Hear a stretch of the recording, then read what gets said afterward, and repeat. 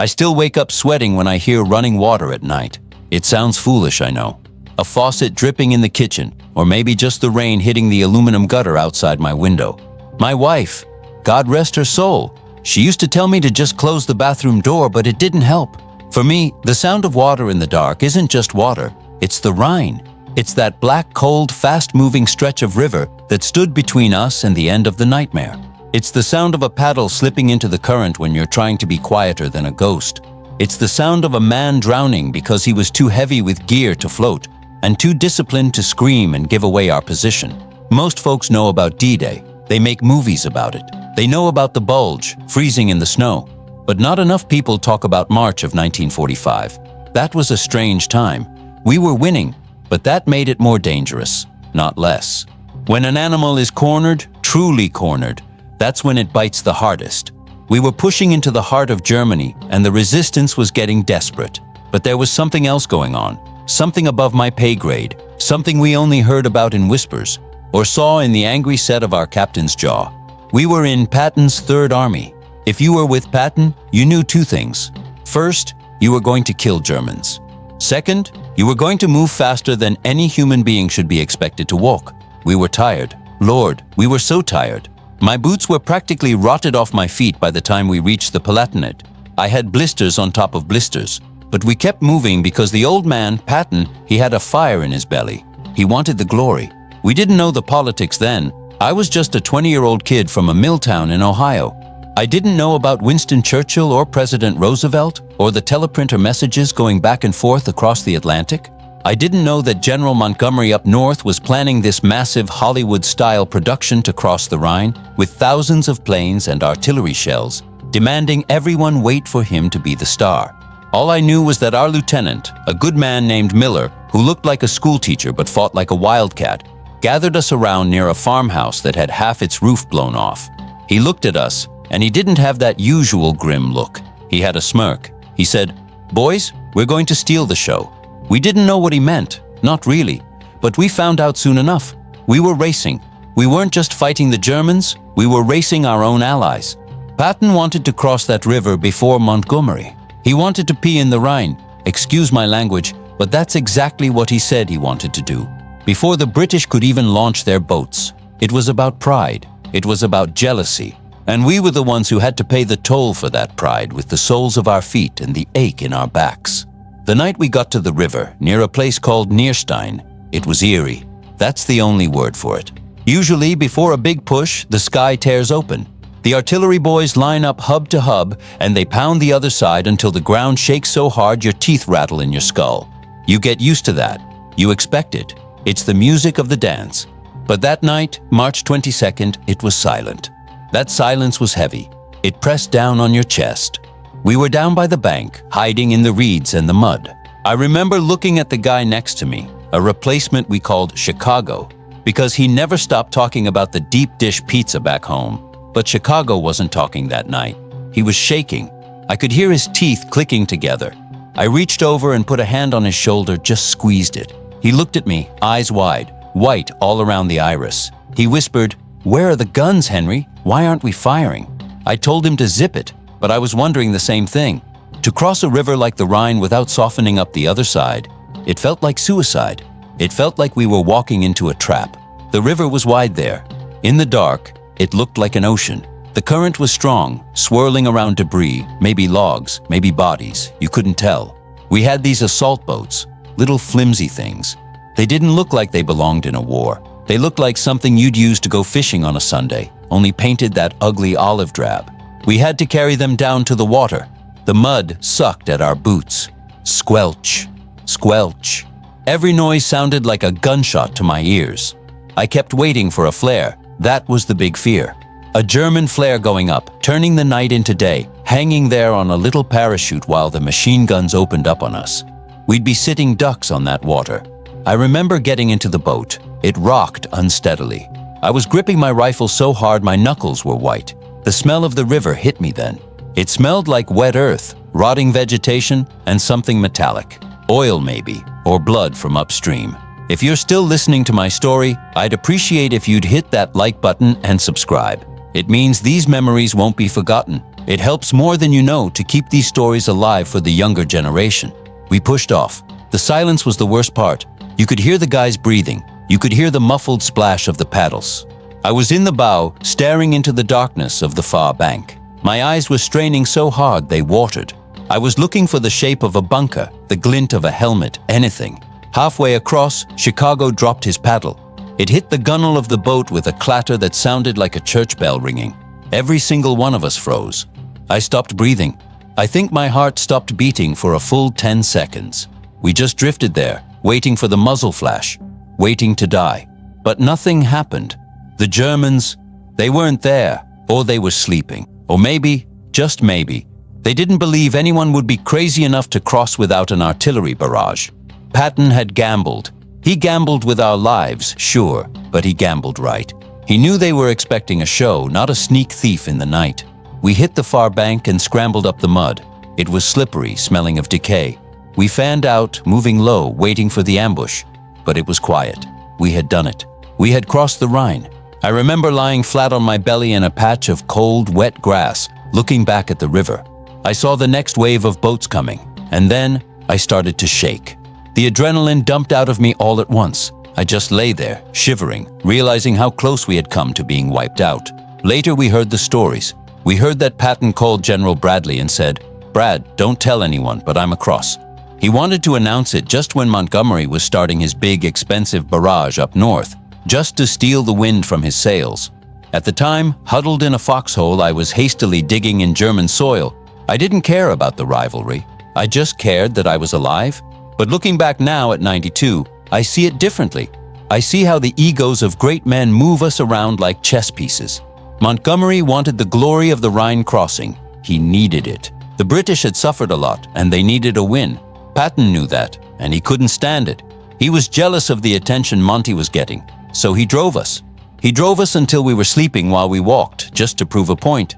There was this one moment, the next morning, that sticks with me. We had secured a bridgehead. The tanks were starting to come across on a pontoon bridge the engineers built in record time. Those engineers were the real heroes, working in that freezing water. I was sitting by the side of the road, eating a ration can of beans that tasted like tin and sawdust. A jeep drove by. It was a command jeep, flags flying. Patton was in it. I saw him. He was standing up, holding onto the windshield frame. He had that polished helmet, the ivory-handled pistols. He looked like a statue of Mars, the god of war. He looked happy, not just satisfied, happy. He was looking at the river, then looking at the troops. He saw us sitting there, dirty, unshaven, eyes hollowed out, and he just nodded. A sharp, quick nod. I didn't cheer. Some guys did. They yelled, "Give him hell, Georgie!" But I didn't. I just watched him. I wondered if he knew about Chicago dropping the paddle. I wondered if he knew about the prayers I said in that boat. I wondered if he realized that his race against Montgomery cost the lives of the boys who drowned further down the line when a boat overturned. We moved out an hour later. No rest. The order was always forward. We pushed into the towns on the other side. That's where things got messy. The Germans were waking up. The surprise was over. We came into a village, I can't recall the name now. They all blur together after a while. Red brick, slate roofs, narrow cobblestone streets. It was quiet, but a different kind of quiet than the river. This was a waiting quiet, a watching quiet. We were clearing houses. That's the worst job in the infantry. You kick a door, you rush in, you pray. You don't know if there's an old lady cooking soup or an SS officer with a Schmeisser waiting in the hallway. I took the lead on a 2-story house near the square. The door was unlocked. That was usually a bad sign. I pushed it open with my foot, rifle raised. The hallway was dark. There was a smell of lavender and stale tobacco. I signaled for Chicago to follow me. We moved slow. My heart was hammering against my ribs again. We checked the kitchen. Empty. We checked the parlor. Empty. Then I heard a creak upstairs. Just a floorboard settling maybe, but you don't take chances. I crept up the stairs, hugging the wall. The wood groaned under my weight, no matter how careful I tried to be. At the top of the stairs there was a door slightly ajar. I nudged it open. There was a German soldier sitting on the bed. He wasn't holding a weapon. His tunic was unbuttoned. He was holding a photograph. He looked up at me, and he didn't reach for the rifle leaning against the wall. He just looked at me. He was young, maybe 16, younger than me. He had blonde fuzz on his upper lip, trying to be a mustache.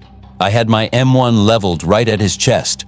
My finger was on the trigger. I shouted, "Hände hoch," hands up, the only German I really knew. He didn't move. He just held out the picture. His hand was shaking. I stepped closer, keeping the barrel trained on him. I snatched the picture from his hand. It was a photo of a dog, just a scruffy little terrier sitting on a porch. Not a girl, not a family, a dog. He looked at me and said something in German. I didn't understand the words, but I understood the tone. He was done. He was tired. He was just like me, only he was on the losing side, and he knew it. In that moment, the war wasn't about Patton or Montgomery. It wasn't about the Rhine. It was about two terrified kids in a bedroom that smelled like lavender. I could have shot him. The rules said I should have treated him as a hostile until he was searched and secured. But I lowered my rifle just an inch. I motioned for him to stand up. He stood up slowly. He put his hands on his head. Tears were streaming down his face, cutting tracks through the dust on his cheeks. Chicago came into the room then, panting. "You got him, Henry? You got him?" "Yeah," I said. My voice sounded raspy, like I'd swallowed sand. "I got him. He's surrendering." We marched him out. I let him keep the picture. I don't know why. Maybe because I had a picture of my own dog, a beagle named Buster, tucked in my wallet. It was a small mercy, a tiny spark of humanity in a world that had gone completely mad. We sent him back to the POW cage. I never saw him again, but I think about him. I wonder if he made it home. I wonder if he ever saw that dog again. The weeks after the crossing were a blur of movement. We were cutting through Germany like a knife. The resistance was crumbling in pockets, but where it held, it was vicious. The Wehrmacht was falling apart, but the SS, they were fighting for their lives. They knew what was coming for them. We heard rumors that Churchill was ecstatic about the crossing. We heard that he came to the Rhine himself, crossed over and spat in the water. I don't know if that's true, but it sounds like him. These leaders, they treated the war like a grand adventure. For us, it was just mud, cold, and fear. I remember one afternoon we were dug in along a tree line. We were watching a road. A convoy of our trucks was moving up. Supplies, ammo, fuel. Patton needed fuel like a vampire needs blood. If the gas stopped, the tank stopped. If the tank stopped, we stopped, and Patton didn't stop. Suddenly, a Messerschmitt came out of nowhere, a jet, one of those new ones, and me 262. It didn't make a sound until it was already past you. It screamed over the column, cannons blazing. One of the fuel trucks went up in a ball of orange fire. The heat hit us in the face, even from 200 yards away. Then, just as fast as it appeared, it was gone, vanished into the clouds. We ran to the truck, or what was left of it. The driver, well, there wasn't much to do for him, but I remember seeing the supplies scattered on the road. Crates of rations, mailbags, letters. Hundreds of letters from home scattered in the burning mud. That hurt more than the strafing. Seeing those letters burning, mothers writing to their sons, wives writing to their husbands, little scribbles from kids, all of it turning to ash on a road in Germany because of a war that should have been over months ago. I tried to grab a few, I don't know why. I burned my hands. I grabbed a bundle that was tied with string. The edges were charred. I looked at the name, P. Anthony Rossi. I didn't know a Rossi, but I held on to those letters. I couldn't just leave them there. If you're still listening to my story, I'd appreciate if you'd hit that like button and subscribe. It means these memories won't be forgotten. It helps me know there are still people out there who care about what we went through. I carried those letters for 3 days. I finally found Rossi's unit. They were bivouacked in a barn a few miles up. I asked around for him. A sergeant looked at me, spat on the ground and said, "Rossi? He bought it yesterday. Sniper." I stood there holding those charred letters. The sergeant didn't want them. He had enough paperwork, so I kept them. I still have them. They're in a shoebox in my closet. I never opened them. It felt wrong to read them, but I couldn't throw them away. They were the last connection that boy had to a world where people loved him, where he wasn't just a soldier, but a son. As we pushed deeper, the jealousy between the generals seemed to trickle down. We started running into British units as the armies converged. There were fistfights, actual fistfights between American and British soldiers. Can you believe that? We were fighting the same enemy, but because our generals were measuring their egos against each other, we were looking at the British like they were rivals. I remember a British corporal, a guy with a thick mustache, calling us Yankee glory hounds. He said we were reckless. He said we didn't know how to fight a proper war. Chicago, being Chicago, took a swing at him. We had to pull them apart. It was madness. We were miles from home, surrounded by Germans who wanted to kill us, and we were fighting each other because Patton wanted to beat Montgomery to Berlin. But the worst was yet to come. The camps. Nothing prepares you for that. Nothing. We didn't know. You have to believe me. We didn't know. We heard rumors, sure. But you hear rumors about everything in war. You hear that Hitler is dead. You hear the war will be over by Christmas. You hear they have death rays. You learn to ignore it. But when we found that place, it wasn't a rumor. The smell hit us first. Miles away. It wasn't like the river. It wasn't like the rotting vegetation. It was a smell that clawed at the back of your throat and made you want to vomit until there was nothing left in your stomach. It smelled like burning chemicals and sweet rotting meat. We came up to the gates. There were no guards. They had run. I don't want to describe everything I saw. Some things you don't put into words. But I saw walking skeletons. Men who looked like they were made of parchment paper stretched over sticks. They had eyes that were too big for their heads. They looked at us and they didn't cheer. They didn't have the energy to cheer. They just stared. I saw a pile of bodies. It was high. It was like a stack of firewood, but it was people. I vomited. I just fell to my knees in the dirt and retched. I wasn't the only one. Tough men, men who had killed, men who had seen their friends blown apart, were weeping like children. General Patton came to the camp a day later. I saw him again. This wasn't the Mars I saw at the river. This wasn't the happy warrior. He walked through the gates. He had a handkerchief pressed over his nose and mouth, but I saw his eyes. He looked horrified. He looked sick. I heard later that he made the townspeople from the nearby village come and tour the camp. He made them look. He made them see what they had allowed to happen in their backyard. He told the MPs, if they throw up, rub their noses in it. That was the only time I felt a real connection to Patton. In that moment, his anger wasn't about glory, it was about justice. It was about the fact that we had been playing games, racing across rivers, worrying about who got the headlines, while this was happening. I think that's what haunts me the most. The time. We rushed to the Rhine, yes. We crossed it fast. But could we have been faster? If Montgomery hadn't insisted on his big show, if the supplies hadn't been diverted for political reasons, could we have gotten there a week earlier? A month? How many people in that pile of bodies would have been alive if the generals had just worked together instead of against each other? It's a question that doesn't have an answer, but it keeps me up at night. After the war ended, I came home. I went back to the mill. I married my sweetheart, Sarah. We had 3 kids. I lived a good life, a quiet life.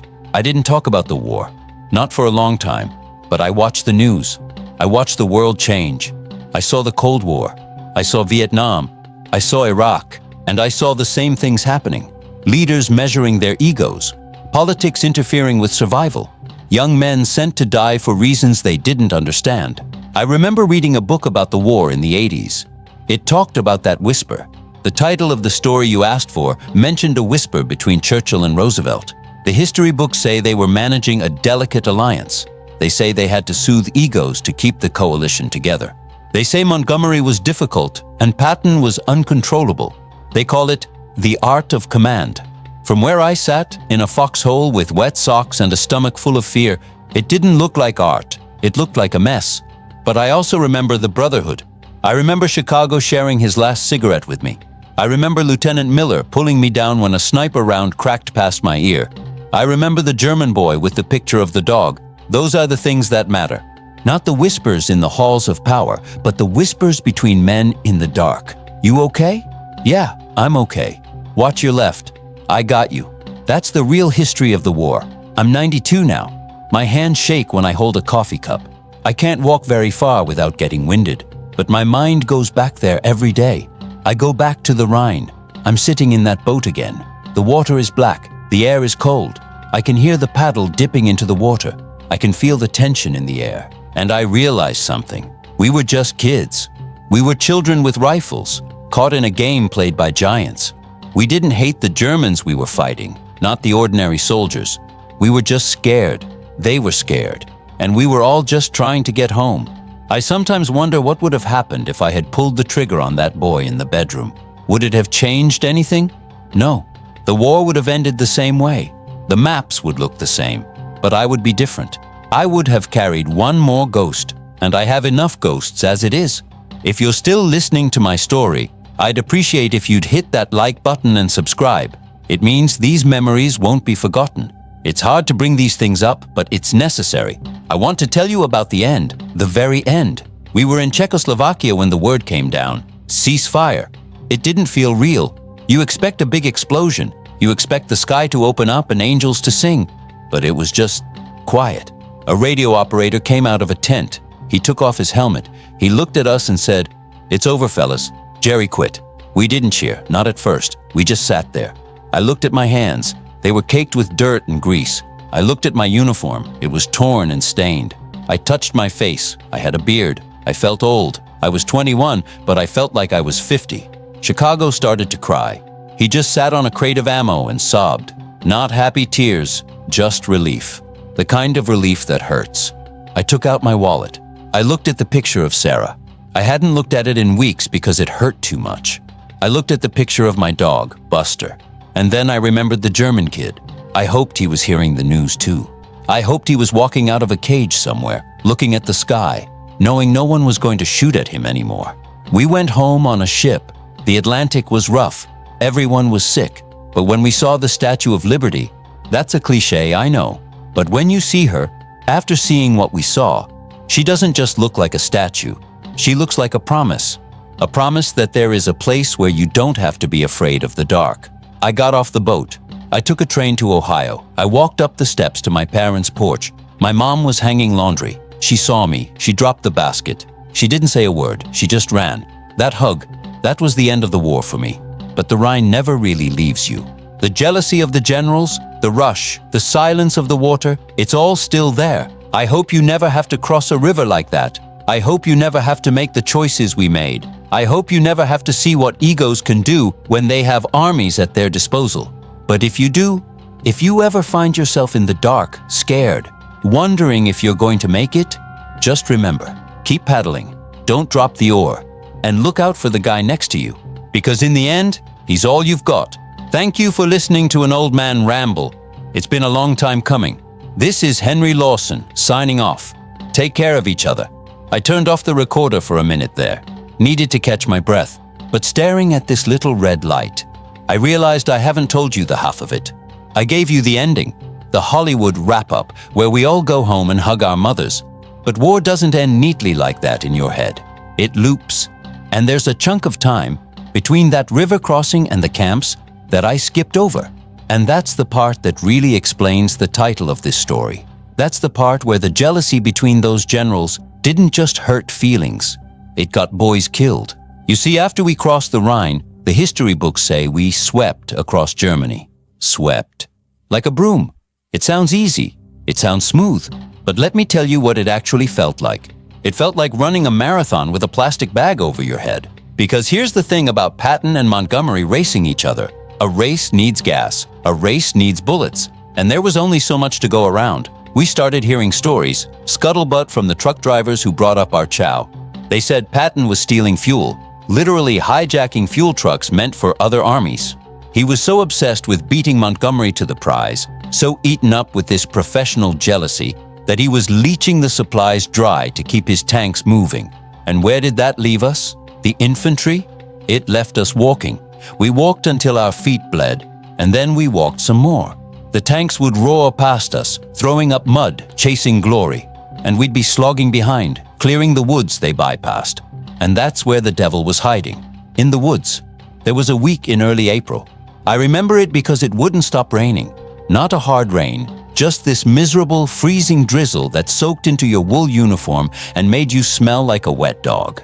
We were in a forest. I think it was the Thuringian forest, but don't quote me on that. Trees as thick as barrels, blocking out the light. We were low on everything.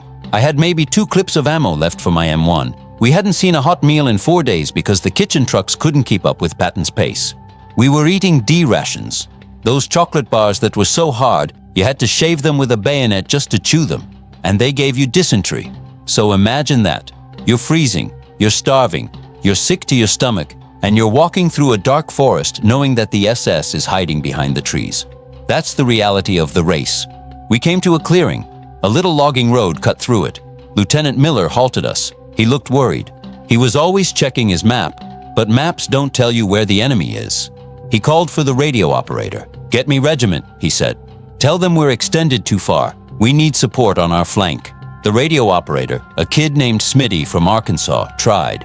He fiddled with the dials. "Static, sir. I'm getting nothing. Maybe the hills." We were alone. We were the tip of the spear, but the shaft had broken off. We were out there by ourselves because the army was moving too fast to stay connected. I dug a foxhole that night. It wasn't deep enough. It never is. The ground was full of roots.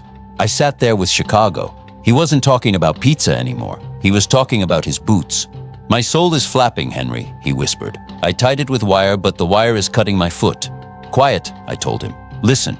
The woods were alive. You could hear branches snapping, but not the wind. Rhythmic snapping. Snap, step, snap, step. "They're here," Chicago said. And then the world exploded. It wasn't artillery. We didn't have artillery support because the guns were miles behind or diverted to some other sector to help Patton make a headline. It was mortars, German mortars. They make a sound like a cork popping, thump. And then a few seconds later, the world turns into shrapnel, crump, crump, crump. Dirt rained down on us. I curled into a ball, knees to chest, helmet pulled down. I prayed, "Hail Mary, full of grace." I'm not even Catholic, but Chicago was, and he was screaming it, so I joined in. Then the machine gun started. The MG-42, Hitler's zipper. It sounds like ripping canvas. Brrrt. It was cutting the trees down around us. Splinters the size of daggers were flying through the air. "Return fire!" Miller was screaming. "Return fire!" We popped up. I saw muzzle flashes in the tree line. I fired blindly. Ping. The clip ejected. I fumbled for my last one. My hands were numb with cold. I jammed it in. Clack, clack. "We need support," someone yelled. "Where are the tanks?" There were no tanks. The tanks were 20 miles ahead, capturing some town so the newspapers could print a victory. We were the cost of that victory. If you're still listening to my story, I'd appreciate if you'd hit that like button and subscribe. It's a small thing, but it helps these stories reach people who need to hear them. We fought for 4 hours in that hole. 4 hours of hell. I saw things that night that I still see when I close my eyes. I saw Smitty, the radio operator, take a piece of shrapnel to the neck. He tried to hold it closed with his hands. He looked at me, and he tried to say something, but only blood came out. The radio, that useless radio that couldn't reach anyone because we were too far out, was hissing static next to him while he died. We held them off, barely. The Germans pulled back just before dawn. They were running out of ammo too. It was a fight between two exhausted, starving boxers leaning on each other. When the sun came up, the mist was clinging to the ground. It was beautiful, in a sick way, the light filtering through the shattered trees. But then we looked around. We had lost 12 men. 12. Chicago made it. I made it. Miller made it, though he had a gash on his forehead. We gathered the dog tags. That's the heaviest thing you ever carry. Not the ammo, not the pack. The weight of those little metal tags in your pocket. We sat there in the mud, smoking the last of our cigarettes. No one celebrated. No one talked about winning. Miller walked over to me. He looked old. He was maybe 25, but he looked 50. He sat down on a stump. "You know why we're here, Lawson?" he asked. "To kill Germans, sir," I said. He laughed. It was a dry, bitter sound. "No, we're here because General Patton has a bet with General Montgomery. I heard it at HQ last week. A literal bet about who gets to the prize first." He spat on the ground. "Smitty died for a bet. That stuck with me. It turned something hard inside my chest. I respected Patton as a warrior. You couldn't deny he knew how to fight. But that morning, looking at Smitty's body wrapped in a poncho, I hated him. I hated Montgomery too. I hated Roosevelt and Churchill. I hated all of them who moved pins on a map in a warm room while we bled in the cold. We moved out an hour later. We had to. If you stopped, you froze. A few days later, we found a supply dump. German. We raided it. We were like wolves. We found canned meat. We found schnapps. We found boots. Chicago found a pair of officer's boots that actually fit him. He cried. He sat there hugging those boots. That night, we got drunk. I'm not proud of it, but we did. We drank that rot-gut German liquor until we couldn't feel our feet, couldn't feel the cold, couldn't feel the guilt. And that's when the whispers started. We were quartered in a barn.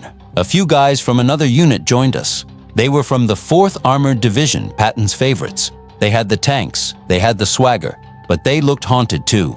One of them, a sergeant with a scar running through his eyebrow, sat with us. He had a bottle in his hand. "You boys hear about the meeting?" he asked. "What meeting?" Chicago asked. "The big one, Malta, Yalta, whatever. Where the big three carved up the world." The sergeant took a swig. "My cousin is in signals. He sees the transcripts. He told me something." We leaned in. "In a war, information is more valuable than gold. He said Churchill is terrified," the sergeant whispered. "Terrified of Hitler?" I asked. "No, you dummy. Hitler is done. He's a walking corpse. Churchill is terrified of Stalin." He looked around the barn, making sure no officers were listening. "The Russians are coming from the east," he said, "like a tidal wave, and they aren't stopping. They're going to take Berlin. They're going to take half of Europe, and Churchill knows it. He wanted us, the British and the Americans, to beat them there. He wanted to take Berlin first, to stop the Reds." "So why aren't we?" Chicago asked. "We're moving fast enough." The sergeant shook his head. "Because of the jealousy. Roosevelt, he doesn't trust Churchill. He thinks the British are just trying to save their empire, so he's holding us back. He's letting the Russians take Berlin. It's a deal, a sick deal." He pointed a dirty finger at us. "That's why Patton is so mad. That's why he's driving us into the ground. He knows. He knows that if we don't get there, the Iron Curtain is going to slam down. He's trying to change history on his own, even if Eisenhower tells him to stop." I sat back in the hay. My head was spinning from the schnapps. So that was it. It wasn't just about medals. It wasn't just about who peed in the Rhine first. It was about the future of the world. And we were the pawns. Patton was trying to race the Russians, and Montgomery was trying to save British pride, and Eisenhower was trying to keep everyone from killing each other before we killed Hitler. And in the middle of it all was Smitty, dead in a forest because of a lack of radio support. It made you feel small. It made you feel like nothing. The next week, things got weird. We started seeing the enemy change. We weren't fighting the Wehrmacht regulars as much. We were fighting old men and boys, the Volkssturm. I remember entering a town called, I think it was Gotha, or maybe near there. We were clearing the streets. Resistance was light, a few shots here and there. I turned a corner and saw an old man. He must have been 70.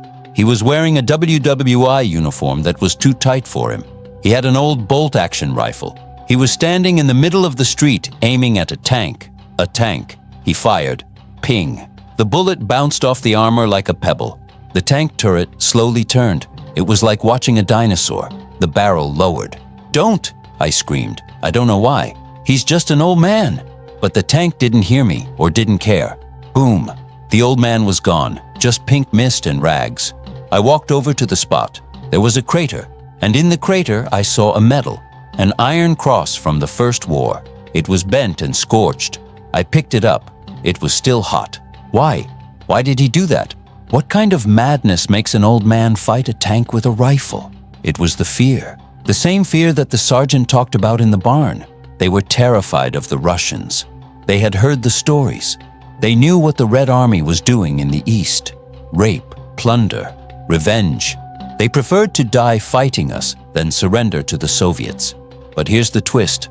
We started to feel it too. As we moved east, we started meeting refugees fleeing west. Thousands of them. Carts, horses, women carrying babies. They were running towards us.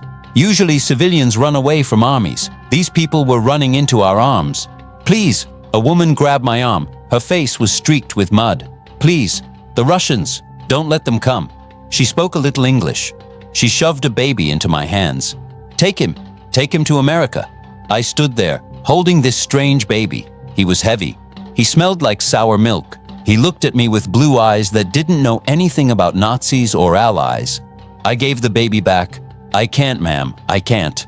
She fell to her knees, sobbing. That was the moment the war changed for me. We weren't liberators anymore. We were the wall. We were the only thing standing between these people and the apocalypse coming from the east. And suddenly, Patton's rush made sense. The jealousy, the ego, maybe it was necessary. Maybe you need a monster to fight monsters. If Patton hadn't pushed us, hadn't stolen that gas, hadn't let us starve in the woods, maybe we wouldn't have reached this town in time to save these people. It's a hard thought. It messes with your moral compass. You want to believe that the good guys are always good and the bad guys are always bad. But in 1945, the lines were so blurry you couldn't see them. We kept moving. We had to. The smell of spring was in the air now. Flowers were blooming in the fields right next to burnt-out tank hulls. It was surreal. Life trying to come back in the middle of death. If you're still listening to my story, I'd appreciate if you'd hit that like button and subscribe. It really helps to keep this channel going and these stories alive. One day, we stopped near a stream. We actually had a few hours of downtime. I took off my boots. My feet were a disaster. Trench foot was setting in. The skin was white and mushy. Chicago sat next to me. He was cleaning his rifle. He was always cleaning it. It was a nervous tick. "Henry," he said quietly, "you think we're going to make it?" I looked at him. He had lost weight. His cheekbones were sharp. His eyes were old. "Yeah," I lied. "We're going to make it. We're almost there." "I don't think I am," he said. He didn't say it with fear. He said it like he was reading the weather report. "Don't talk like that," I snapped. "You're going to eat that deep dish pizza. You're going to get fat and bald and yell at your grandkids." He smiled. A ghost of a smile. Maybe. But I got a feeling, like a shadow. I punched him in the arm. "Shut up. That's an order." 2 days later, we hit the Ruhr pocket. This was the last stand for a huge chunk of the German army. We had them surrounded. It was a chaotic mess of ambushes, surrenders, and fanatical resistance. We were clearing a factory complex. It was a maze of pipes and steel. The air tasted like rust. We were moving across a catwalk. Chicago was on point. I was right behind him. I saw it happen in slow motion. A German popped up from behind a generator. He had a submachine gun. Chicago didn't hesitate. He fired. The German went down, but another one popped up. Brrrt. Chicago spun around. He looked at me. He looked surprised. He fell off the catwalk. "No!" I screamed. I didn't think. I just ran. I jumped over the railing, landing on the concrete floor below. It was a 10-foot drop. I jarred my ankles, but I didn't feel it. I crawled to him. He was lying on his back. There were 3 holes in his chest, bubbling. "Chicago!" I grabbed him. Hey, look at me." He looked at me. His eyes were unfocused. He tried to speak. "The pizza," he whispered. And then he was gone. Just like that. My shadow. My brother. Gone in a dirty factory in the middle of nowhere. I sat there holding him while the firefight raged around me. Bullets were sparking off the concrete. I didn't care. I wanted them to hit me. I really did. I wanted it to be over. Lieutenant Miller grabbed me by the collar and dragged me behind a pillar. "He's gone, Lawson. Move! You have to move!" I moved. I fought. I killed men that day. I don't remember their faces. I was a machine. I was just pulling the trigger, reloading, pulling the trigger.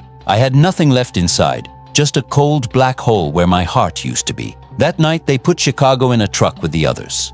I took his dog tags. I took the picture of his girl he kept in his helmet liner.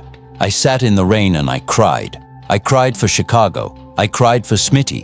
I cried for the German boy with the dog. I cried for the old man with the medal. And I blamed the whisper. I blamed the secret conversations between Churchill and Roosevelt. I blamed Montgomery's pride. I blamed Patton's glory. If they had just agreed, if they had just worked together, maybe the war would have ended a month earlier. Maybe Chicago would be alive. Maybe he'd be eating that pizza right now. That's the poison of war. It's not just the enemy that kills you. It's the decisions made by men in suits thousands of miles away. Men who never have to wipe the blood of their best friend off their hands. But we kept going, because that's what you do. You put one foot in front of the other, you lock the pain away in a box in the back of your mind, and you promise yourself you'll open it later. Spoiler alert, you never really open it. It just leaks out, little by little for the rest of your life. Like a dripping faucet in the night. We pushed deeper. The German army collapsed. We started seeing huge columns of prisoners, thousands of them, walking with their heads down. No more master race, just tired, broken men. I remember watching them march past. I looked at their faces. I was looking for the monsters, the ones who built the camps, the ones who started it all. But I mostly just saw faces like ours. Scared, dirty, relieved it was over. There was one moment though, a moment of pure, unadulterated hate. We were guarding a group of prisoners. SS. You could tell by the collar tabs. Lightning bolts. Even in defeat, they were arrogant. They stood straighter. They looked at us with sneers. One of them, an officer, asked for water. He spoke perfect English. "Water, please." I had a canteen. I was thirsty myself, But I looked at him. I looked at his clean boots. He had polished them. While Chicago was rotting in a grave, this man had polished his boots. I uncapped my canteen. I poured the water onto the ground, right in front of him. I watched the dust drink it up. He looked at me. His eyes narrowed. "You have no honor," he said. I stepped close to him. I could smell his cologne. "Honor?" I whispered.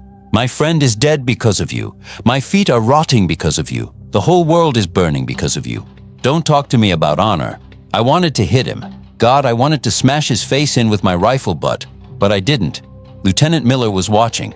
"Lawson," Miller said warningly, "stand down." I walked away. My hands were shaking so bad I dropped my canteen. That's the thing about hate. It feels good in the moment. It feels like power. But afterwards, it just leaves you feeling empty, dirty. I realized then that I was in danger of losing myself. If I let the hate take over, I wouldn't be Henry Lawson anymore. I'd be just another casualty of the war, even if I was still breathing. We were getting close to the end now. We could feel it. The rumors were flying. Hitler is dead. Berlin has fallen. It's over. But the dying didn't stop. That's the tragic joke. Men were dying on the last day, the last hour, the last minute. I remember a guy in our platoon, Tex. Big guy from, well, Texas. He was superstitious. He wouldn't wash his socks because he thought they were lucky. You can imagine the smell. On May 7th, the day before the surrender, we were sitting in a town square. It was quiet. The sun was shining. Tex took off his helmet. "I think we made it, boys," he said. "I think I'm gonna go home and kiss my horse." A sniper shot rang out. Just one. Tex slumped forward. It was so random, so pointless. The war was practically over. The ink was drying on the surrender documents. But some fanatic in a church steeple decided he needed to kill one more American. We killed the sniper. We didn't take him prisoner. We blew the top of the steeple off with a bazooka, but Tex was dead. I looked at his body. He looked surprised, and I thought, what was the point? If Patton had been slower, Tex might be dead anyway. If Montgomery had been faster, maybe not. It's a game of what if that drives you crazy. That's why I tell this story. Not for the glory. There is no glory. There is only survival and the terrible math of who lives and who dies. I want you to understand the cost of that whisper. When Roosevelt and Churchill whispered about strategy, about holding back or pushing forward, about soothing Stalin or racing him, those whispers turned into bullets. Those whispers turned into telegrams sent to mothers in Ohio and Texas and Chicago. "We regret to inform you." I have a box of those letters in my head. Letters I never wrote but should have. "Dear Mrs. Rossi, your son died because we needed to secure a bridge for a photo op. Dear Mrs. Smith, your husband died because a radio didn't work in a forest we shouldn't have been in. Dear Mom, I'm coming home, but the boy you sent away isn't the man coming back. The war ended. You know that part. I told you about the boat. I told you about the hug, but let me tell you about the first night in my own bed. It was soft, too soft. I couldn't sleep. The silence of the house was deafening. I missed the sound of men breathing around me. I missed the security of knowing someone was on watch. I got up. I went to the kitchen. I sat on the floor, under the table, with a knife. My mother found me there in the morning. She didn't scream. She just sat down on the floor with me and held my hand. That's the part they don't put in the movies.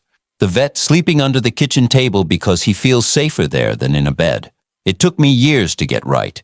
Years to stop jumping when a car backfired. Years to stop looking for snipers in the windows of the department store downtown.